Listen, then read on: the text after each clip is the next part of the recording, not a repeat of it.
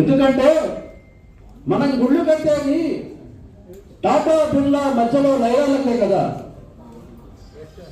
దేవాలయాల్లో ప్లాస్టిక్ అగరత్తుల ఖుష్బూలు ఎలుక చచ్చిన వాసనలు. రాముడిని సైతం రాజకీయ ముగ్గులోకి ఎప్పుడో లాగాం. మళ్ళీ అరణ్యవాసం, మళ్ళీ అజ్ఞాతవాసం. ఎవరికి? దేశానికి.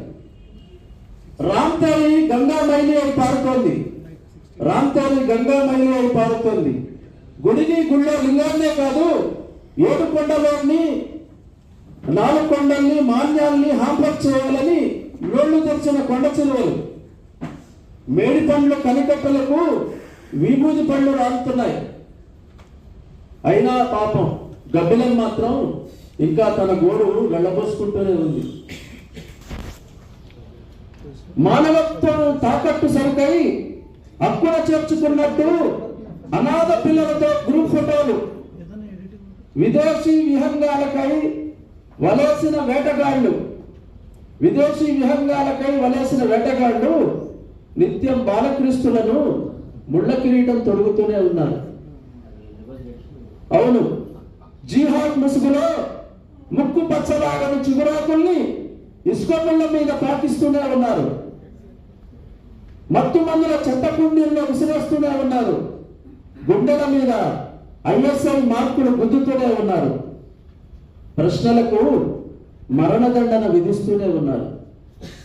ఖలిస్తాన్ వాదులు స్వర్ణదేవరంలో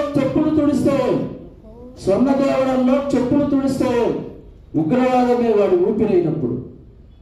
బుద్ధుడా నాగార్జునుడా ఎవరు గొప్పంటూ వింత వితండవాదాల తూగుటుయ్యాలలో దేశం.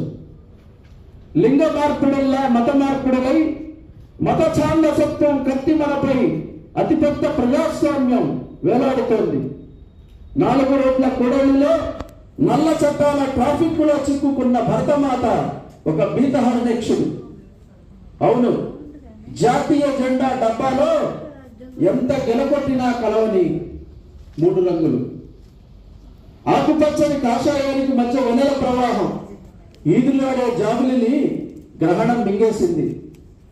మంచి మార్గాన్నే కానీ మతాన్ని బోధించని ఆకాశాల ప్రవక్తలందరూ అవాక్కయ్యారు. పవిత్ర గ్రంథాల మూలాలన్నీ ఒక్కటే అని ఘోషిస్తున్నారు. మైక్రోస్కోప్ లో సైతం రక్త పరీక్షల్లో మత కణాలు కనుగొనబడ్డాయి.